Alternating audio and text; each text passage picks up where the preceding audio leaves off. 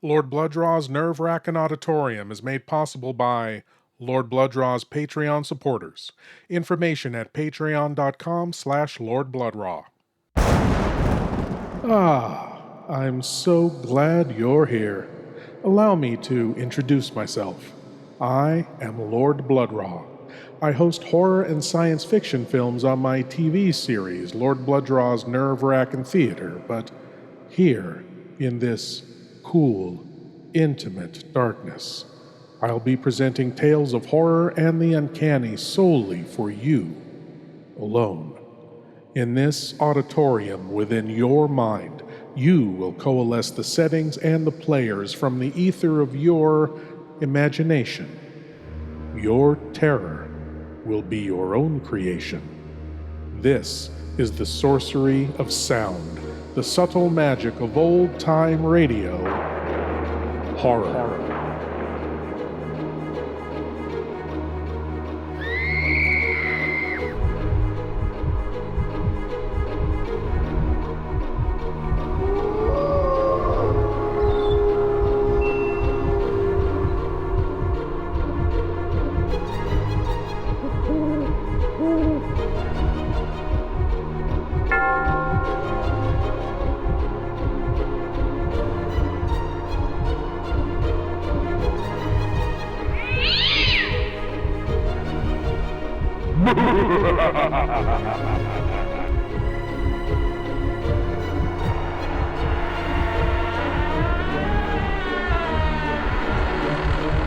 Please leave your eyes at the door.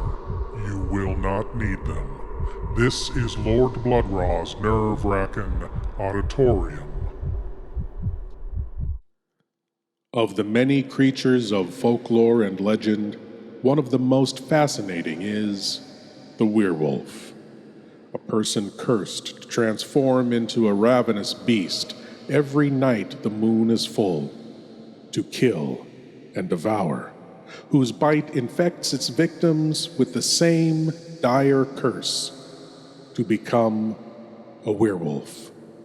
One so cursed must live in fear of the inevitable waxing of the moon to its full brightness. Live in fear of knowing that it will kill, it will enjoy killing, and it has no control over whom it kills. And then the long days of guilt and terror until the next transformation. Tonight, we present, for your edification, the tale W is for Werewolf from Dark Fantasy.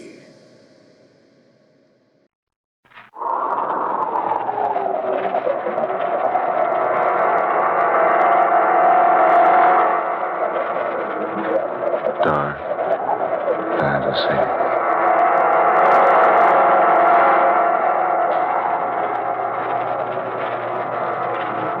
Friday the 13th, and the 13th Dark Fantasy story by Scott Bishop.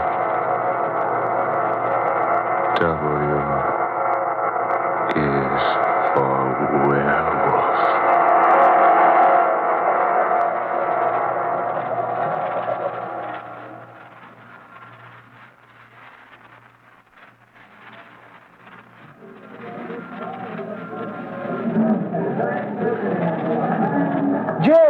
Jim Howard, over this way. Bill Andrews, you old pill roller.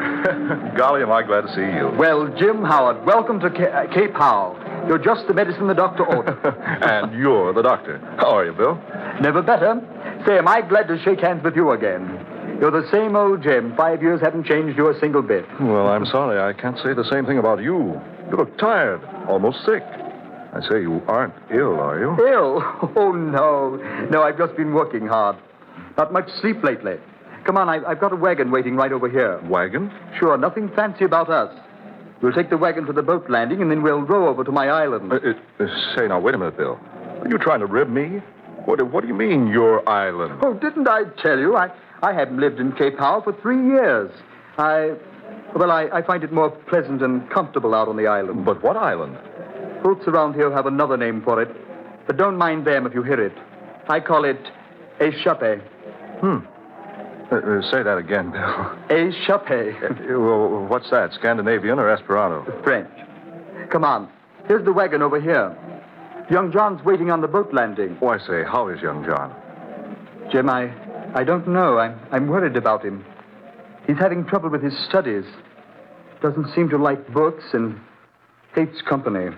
Well, I'd say he's more lonesome than anything else. It's more than lonesomeness, Bill. Ever since Bill Jr. died, he hasn't been the same. Angela and I were sorry to hear about Bill Jr. It's pretty sudden, wasn't it? Yes, pretty sudden. That's the way it is in this country, though. So much fever, so few conveniences. Oh, by the way, you say Angela and the child will be along in a few days? Oh, yes. You got my wire? Got it yesterday. I didn't know your sister lived at Lowston. Oh, yes, she has for years. Angela wants to visit about a week, and then she'll come on down here to Cape Howe by steamer.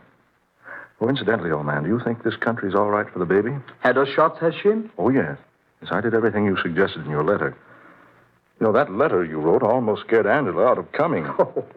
She said if it's that dangerous here, she doesn't think we should risk the child's life by bringing her here. Well, there's no danger at all if the child's been inoculated against the 3 diseases I mentioned. Oh, I took care of that all right. You're sure there's no other danger? I've taken care of any other danger there might be. What do you mean? Just that. There's nothing in the world for you or Angela to worry about. Please believe me, Jane. Well, all right, old man, all right. Angela and I are on the first vacation we've had since we've been married. And believe you me, we're here to make the best of it. Good, that's fine. Come on, the wagon's waiting, see? Right over there.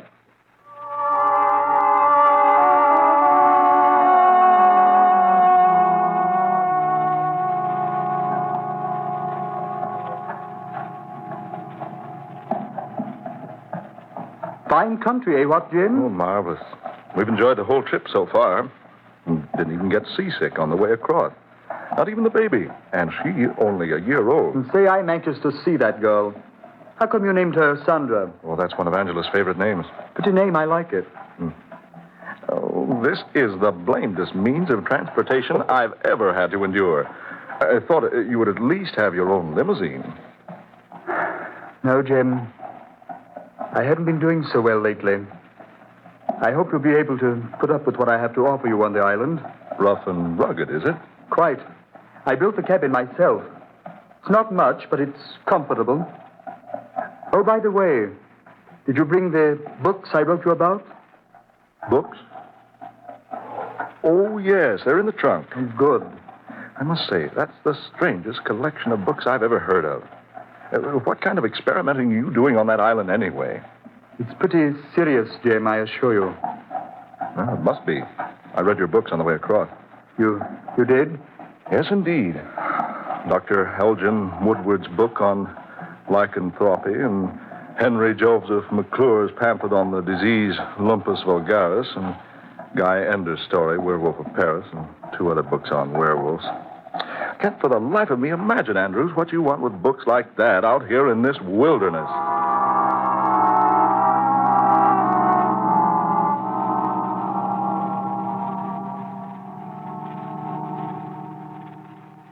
All right, Jim, here we are. Oh, John, here's Jim Howard. You remember Mr. Howard, don't you, Johnny? Well, sure he does. How are you, John, old boy? All right. Glad to see you, sir. Oh, I say, where's that old smile I used to see? Here, let me shake your hand. No, sir. I don't want to shake hands. Oh, come on now. We're old friends, aren't we? No, Mr. Howard. Oh, I say now. Jim, just a minute. Let go, Mr. Howard. There. Jim! Oh, there now. Shake just like old friends. Let go. Let go my hands, sir. Let go. Jim, please. I say. The boy's handbill. Come on, Jim. Into the boat with you. Come along, Johnny. Johnny, get into the boat, son. Yes, sir. Come along, Jim. All right, I'm shoving off. All right, Johnny. You want to take the oars for the exercise, or you want me to row? Well, son? I told him not to shake my hand. I told him, didn't I? Johnny. Can I help it? Is it my fault if my hand's all... Johnny! You want to row or not? Yes, sir. I'll row. Okay, son. Hop to it. Johnny, Sonny, if I did something... Come on. Down to the other end of the boat, will you? Here. Sit here. I say, Andrews, that boy's hand. Quiet. He's upset enough. But, Bill, the palm of Johnny's hand. Good Lord, man. It's all covered with a thick growth of hair.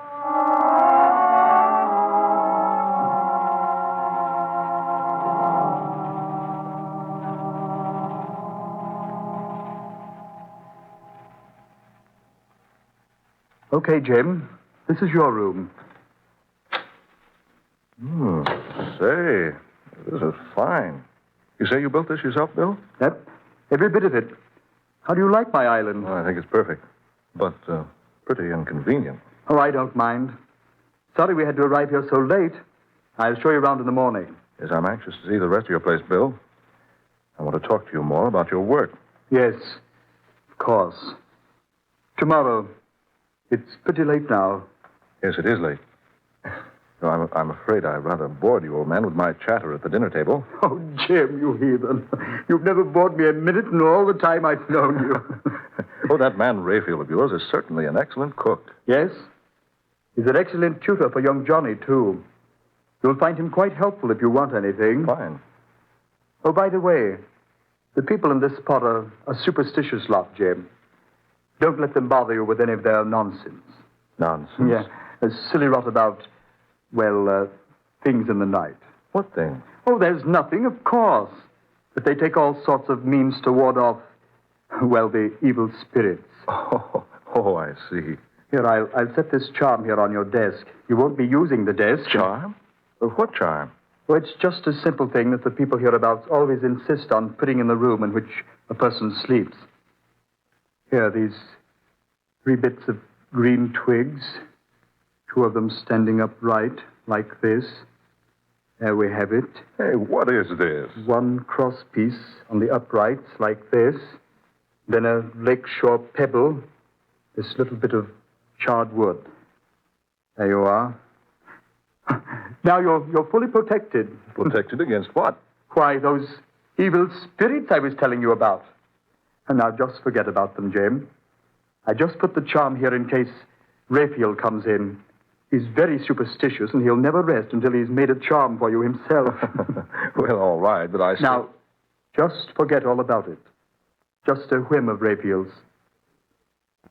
Good night, Jim. Night, old man. See you in the morning. Right. Bright and early.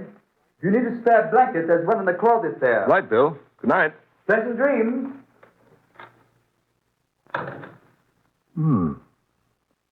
A whim of Rayfield's, huh? 3 bits of green twig, lakeshore pebble, and a piece of charred wood. That's a strange combination.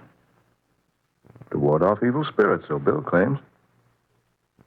But what evil spirit? Great horn toads, what's that? What in the world is that? Bill! Bill, I say, Bill, what's that howling? It is nothing, Mr. Huh? Oh, you, Rayfield. Nothing but a wild animal howling in the night. What? That sounded like a wolf. Wolf, Mr. Yes. It couldn't have been a wolf. There are no such animals in this country, you know. I know that, but... There, you hear it? It will be all right, sir. Did Mr. Andrews give you the charm? Charm? Oh, yes, the charm. It will protect you, sir, from anything. Wait a minute, Rayfield, don't go. Just what is this thing I'm being protected from? Oh, nothing. Nothing, sir, nothing at all. people around these parts are curious lot, that's all. Superstitious, you know, and all that sort of thing. So we humor them by always keeping a charm in the sleeping rooms of our homes. Yes, but I don't see why you should worry about humoring anybody. Way out here alone like this on this island. Well, sir, it is just the habit of Mr. Andrews, I reckon. But he said it was you he was satisfying by placing the charm in my bedroom. Yes, sir. That is, well, what I mean is, sir, I'll best be going. Young Johnny isn't feeling so well tonight. I hope you sleep good, Mr. Howard. And don't worry about the howling. Nothing will harm you. Don't worry about the howling, eh? That's strange. That howl's coming from the east wing of this cabin. Right over there. By George, I'm going to skirt this place and have a look. Quiet now. Not a sound. But a light just went on in that room the sound's coming from. That window's heavily barred. And the window glass is frosted and curtained so no one can see inside. The howl is coming from inside that room. Here's the door to the place. Oh, Bill. Bill, are you in there? Bill. Some animal in there, all right. Bill. Andrews, are you in there? Whatever it is, it's trying to get out. Bill. Bill, are you all right? Are you in there, old man? Bill, are you in there? Bill! Yes, Jim? What is it? I just wondered if you were all right. I heard that animal howling, and I thought that... Animal? What animal, Jim? Don't tell me you didn't hear it. You weren't by any chance dreaming already, were you, old boy? But the howling came from inside that room. Say, you have been hearing things. I certainly have. And just before you opened the door, I heard an animal sniffing and whining and scratching at the door. Oh, now, Jim. A joke's a joke. But I'm not joking. Well, come on inside and look for yourself, then. Does anybody use this room? Certainly, it's young Johnny's. He and Bill Jr. had the room together before we lost Bill Jr. Bill? I'd swear there was an animal in here a moment ago. Normally, Jim, I'd be a little confused by what you're saying. Well, the long trip, the worry about your baby daughter... Look, there on the door. Long, deep scratches, like an animal's nails would make. Oh, those. Jim, those marks are ancient. The boys used to own a collie dog. We don't have him anymore. We used to shut him up in here sometimes, and he'd scratch on the door for someone to let him out. And what's this? Bill, what is this?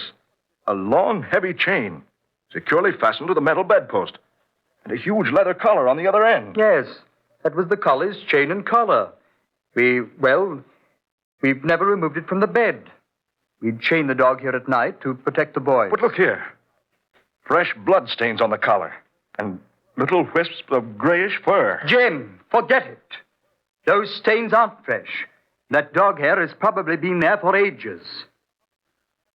Yeah. I suppose so. But why the bars on the windows, Andrew? Just a protection for the children. Well, come on the living room, old man, and let me get you a drink. Call it a night, shall we? Yes. So I suppose we'd better. Maybe a little sleep will do everybody a lot of good.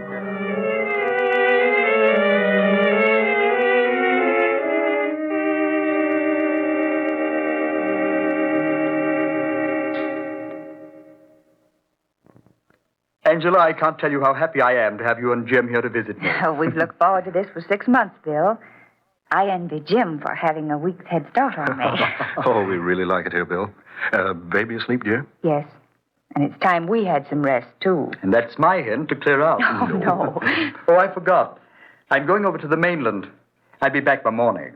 Anything wrong, Bill? Oh, no, not a thing. Jim, may I ask a favor? Certainly. That watch charm you're wearing. Solid silver, isn't it? Why, yes, it is. Do you think you could give it to me? Give it to you? Why, of course. I have a very special reason for wanting it. I wouldn't ask for it if I didn't have. Here you are. Thanks, old man. I hope I can return it to you. Well, good night. See you tomorrow. Good night, Bill. Jim, why does Bill act so strangely? I don't know, dear. I wonder why he wanted that silver watch charm. Odd. Oh, by the way, you said you had that wire for me. Oh, yes. It's here in my purse. I'll get it for you. Would you cover Sandra, dear? She's kicked her blanket off. Oh, sure. Here you are, darling. Thanks.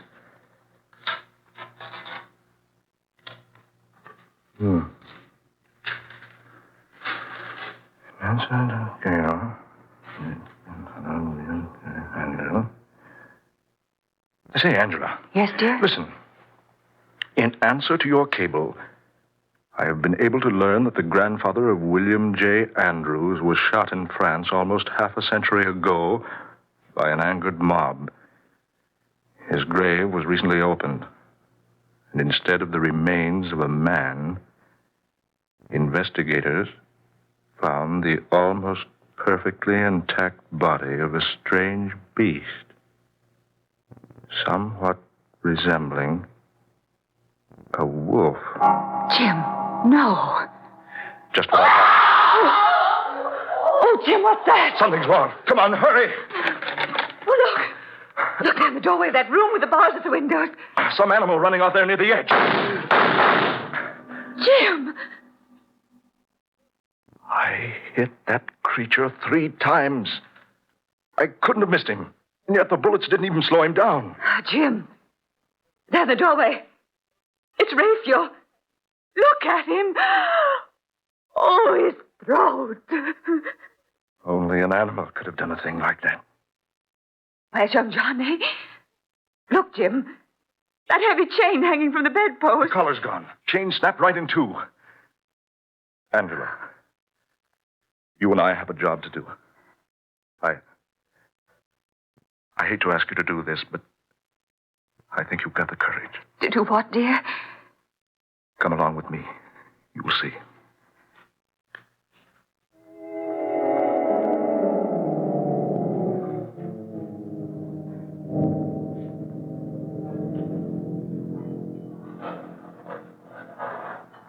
You about ready to get the lid off the box now? Oh. Steady, Angela. Steady. Oh, this seems terrible. Desecrating Bill Jr.'s grave like this. Digging up the casket. If I'm wrong about this, well, we'll see. Hand me that bar. That's it. Now, hold the light over here now, Angela. Just another nail or 2.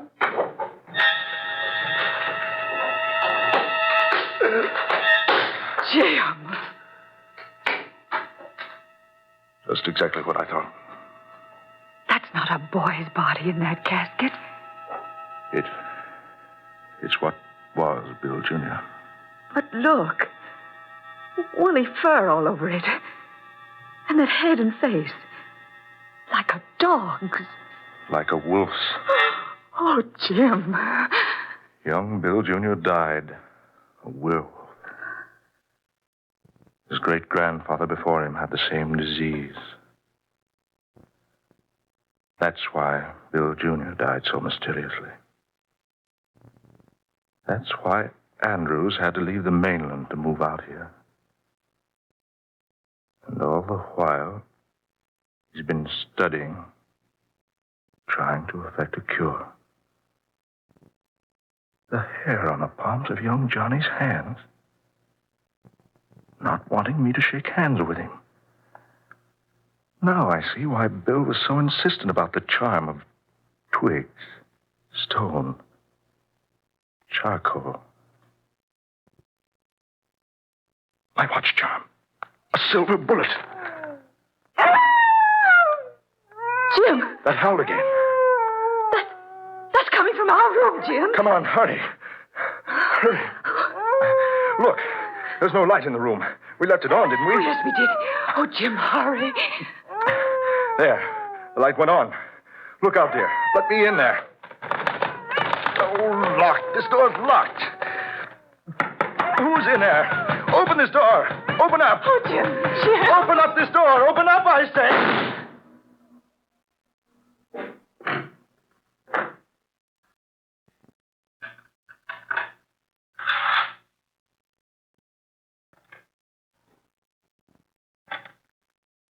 Bill. Everything's finished now. Young Johnny is dead.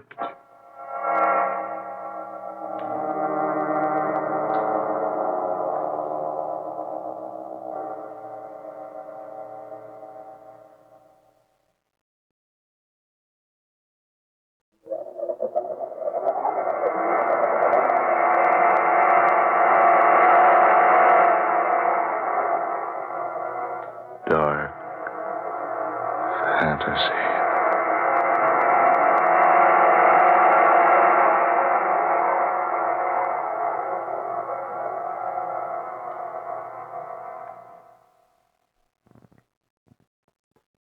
Friday the 13th. And you have heard Scott Bishop's 13th original tale of dark fantasy. W is for Werewolf. Ben Morris was heard tonight as Jim Howard.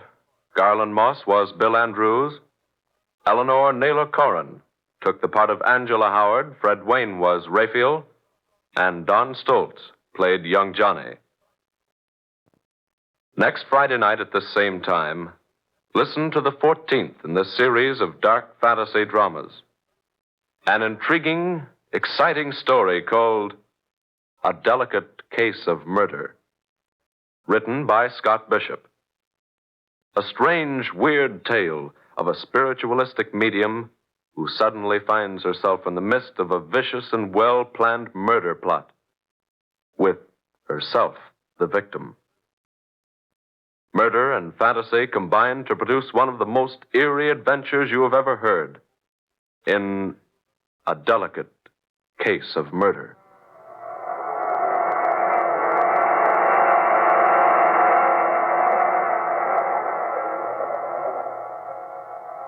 Tom Paxton speaking. Dark Fantasy comes to you each Friday night from WKY, Oklahoma City. This is the National Broadcasting Company. Bill sought to cure his son of werewolfism, to free him of the horror and fear of what he was forced to become. Sadly, he found the only way. Thank you for joining me in the Wrackin Auditorium, and I hope you'll come again.